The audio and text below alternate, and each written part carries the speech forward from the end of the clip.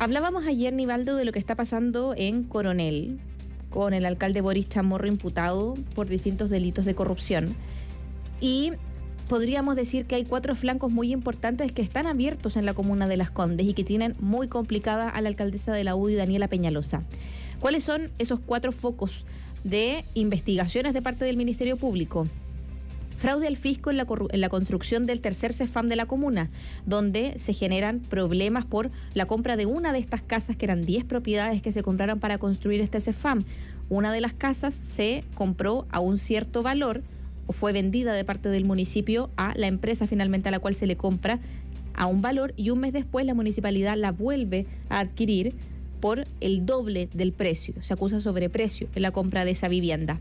El pago de 8.000 millones de pesos en horas extra durante el 2023, un reportaje que también sacó la prensa durante el año pasado respecto a este pago millonario de horas extras en el municipio de Las Condes. La querella presentada contra el jefe de compras del municipio por delitos de corrupción. Usted lo habrá escuchado, Pedro Carrasco, este jefe de compras que termina sumariado por irregularidades que incluyen autos y un depósito de 108 millones de pesos en, al parecer, sus cuentas. Todo esto está siendo sujeto de investigación. Y por último, los sobresueldos del Teatro Municipal de Las Condes, que es lo último que se conoce con la posterior renuncia de la gerenta general del Teatro Municipal, Constance Harvey. ¿Qué pasa acá? Acá lo que llama la atención es que son 4 puntos, muy distintos cada uno de ellos. Estamos hablando desde el pago de un sobreprecio al adquirir un inmueble para construir un CEFAM, pago de 8.000 millones de pesos en horas extra, hasta irregularidades de funcionarios que realizaban actos que son totalmente deleznables y que son muy distantes de lo que es la probidad y la transparencia. Pero llama la atención que la UDI, uno de los partidos más importantes de Chile Vamos y de la oposición, está proponiendo, con miras a las elecciones de este año, rearticular los equipos, cambiar los equipos de comunicación de la alcaldesa Peñalosa, poder avanzar en cambios de asesores, para así para así mitigar un poco lo que está haciendo la imagen de la jefa comunal de Las Condes, con el objetivo de no dificultar tanto su reelección durante este año. O sea, nuevamente, hablando de miles de millones de pesos que están siendo sujetos de investigación, sumarios, de parte del Ministerio Público, se reducen netamente a la lógica electoral. Y acá es cuando uno se pregunta nuevamente, ¿en qué están pensando? ¿En qué está pensando la Unión Demócrata Independiente con Chile Vamos al reducir todo esto, que es un escándalo en uno de los municipios más ricos de Chile, teniendo municipios que tienen muchísimos problemas de recursos? Bueno, acá 8.000 millones de pesos en horas extra, Teatro Municipal de Las Condes con sobresueldo, se pagaba un 13avo sueldo en algunos de los beneficios que no estaba, o sea que fue como un beneficio de palabra. ¿Qué pasa finalmente? A ver, yo creo que viene un año electoral municipal, partamos diciendo que el rosario de municipios escrutados, digamos, por problemas de irregularidad o corrupción es gigantesco. Y no hay más porque la Contraloría no da abasto nomás. Esa es una de las razones. Y otra razón, no menor, es que buena parte de los concejales no hacen la pega de fiscalización, porque terminan siendo cooptados en la lógica interna de los municipios, donde a veces se reparte y les llega todo, digámoslo así. A ver, pero vamos a ver un año electoral en el ámbito municipal, probablemente situaciones complejas, vergonzantes o vergonzosas. ¿Por qué? Porque se ponen por delante ciertos intereses. Y los intereses, por ejemplo, ¿cuáles son? Mantener las cuotas de poder, mantener el municipio, tener ese espacio en el cual militantes pueden acceder a puestos de trabajo, financiamiento para las campañas o financiamiento para la actividad en terreno, la actividad política en terreno. Tú mencionabas a Boris Chamorro de Coronel. Del Partido Socialista. No, si él renunció al Partido Socialista, a esto es lo interesante, renunció al Partido Socialista para ir como independiente y hace algunos días atrás se reintegró al Partido Socialista porque al Partido Socialista le conviene que sea candidato a su nombre y a él le conviene el respaldo del partido. ¿Para qué? Para seguir en el municipio. Entonces, haciendo vista gorda, digamos, de los problemas. Y esto está ocurriendo en muchas partes.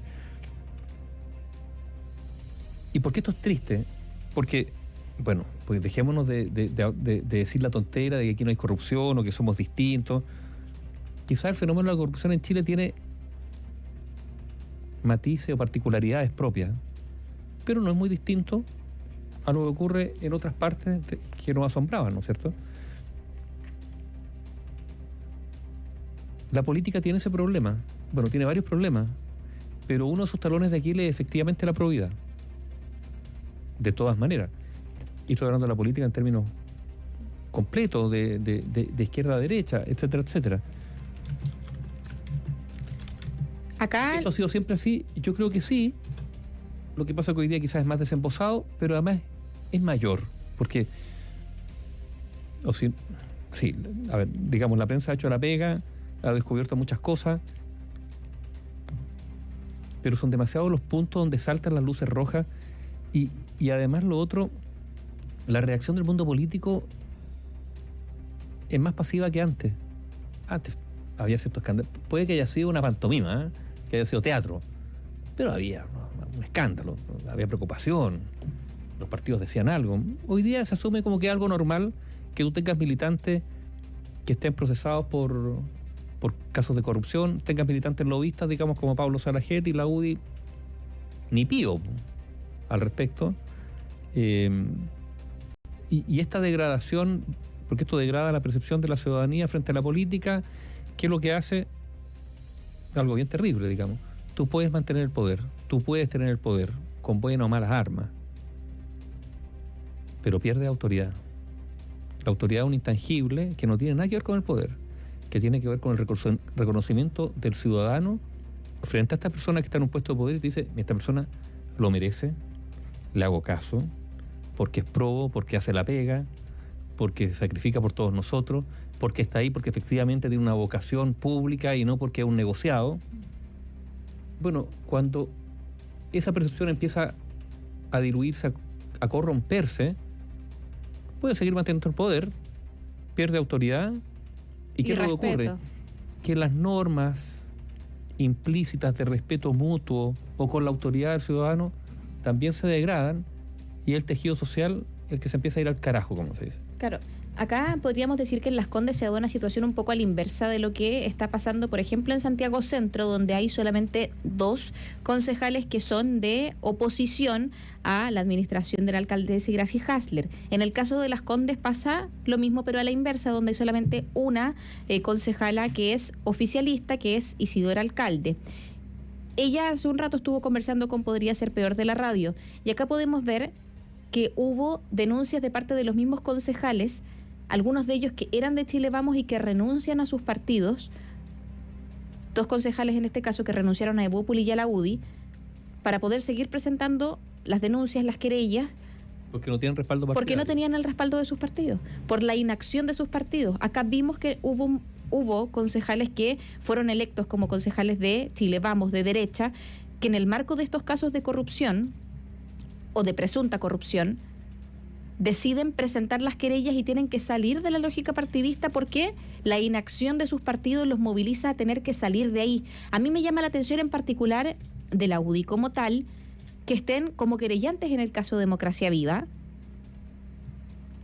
que hayan sido tan críticos con el ministro de Vivienda, Carlos Montes, con quien yo también soy crítica respecto a su responsabilidad política en lo que ha pasado con el caso Convenios, pero que respecto a las reuniones de Pablo Salaquet, de su partido, o estos flancos de corrupción muy grandes en la municipalidad de Las Condes con una alcaldesa de su partido, sea más bien escueta, laxa o casi tierna la respuesta.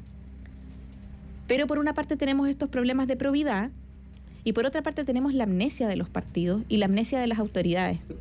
Quizás, María José, lo que ocurre, es algo que hemos dicho mucho aquí, es que todo ha ido cambiando, todo ha ido mutando. Y en algún momento, sin que nos diésemos cuenta, hace ya mucho, mucho tiempo, la política se convirtió en un muy buen negocio. Esa es la verdad. O sea, y cuando digo la política también hablo del Estado, digamos. Altas remuneraciones, baja exigencia. Se pueden tomar licencias sin ningún problema. Las metas se cumplen siempre. Y por lo tanto los bonos por las metas están garantizados. El rigor se ha perdido. Pero no solo eso, sino a cambio de eso además un muy buen negocio. estamos generalizando, siempre hay excepciones, pero son excepcionales las excepciones, también hay que decirlo. Entonces, cuando la política se convierte en un buen negocio, hay avidez por entrar ahí, pero porque es un buen negocio. Y por lo tanto, la escala de valores con los cuales tú emprendes ese oficio, esa responsabilidad pública que te ha sido otorgada muchas veces por el voto popular, está subordinada por intereses particulares. Y esto es muy grave. Esto no es solo un problema de Chile, es cierto, no es solo un problema de Chile, pero tenemos que enfrentarlo porque está ocurriendo en Chile. Faltan, algunos dicen, no, es que el problema son las fiscalizaciones. Claro, lo que pasa es que, lo hemos dicho tantas veces, no es posible que cada ciudadano que esté en un puesto de responsabilidad tenga que tener un fiscalizador al lado, porque si no, o sea, que cada ciudadano tenga un policía al lado para que cumpla con las normas mínimas, es bien complejo. Ahora, también hay que decir que cuando hablamos de estos espacios de corrupción ahí, ¿no es cierto?, en el mundo político, en el mundo, bueno, público-privado, empresarial, bueno, esto también porque ha habido un relajo de la ciudadanía toda, digámoslo esto, sí. Finalmente estamos hablando de gente que ha sido elegida, que nos representa y que parece que nos representa en muchas cosas, no solo en una posición ideológica, sino también en sus comportamientos, porque finalmente muchos de ellos son reelegidos, finalmente son respaldados, finalmente se les encuentra y hay manifestaciones espontáneas de apoyo que son patéticas, pero son manifestaciones espontáneas de apoyo a ministros, a alcaldes, etcétera, etcétera, y tal vez porque efectivamente no representan, vale decir, que los estándares sociales se han ido derrumbando y esa corrupción es posible, ¿por qué? Bueno, porque hay una ciudadanía que es más tolerante con la corrupción o que es más corrompible. Ahí te hablaba de la amnesia hace unos minutos atrás, esto en marco de lo que estábamos leyendo en titulares y que estuvimos informando durante el día, que fueron las declaraciones de la ministra de Medio Ambiente, Maísa Rojas, respecto a el rol de Pablo Salaquet como lobista. Ella asegura que no sabía que Pablo Salaquet era lobista y hubo sectores que, de hecho, respaldaron a la ministra asegurando que ella se había dedicado a lo largo de su vida a lo que era la academia, no a la política. Por ende, se podía entender que no conociera quién es Pablo Salaquet. ¿Quién dijo eso? Un parlamentario del Frente Amplio, ¿no? ¿Quién era?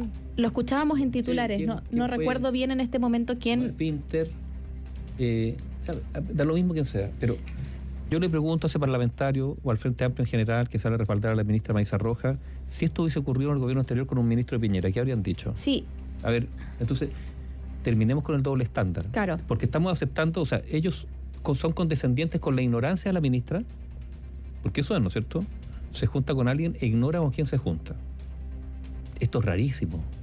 Con una persona además como la ministra muy celosa.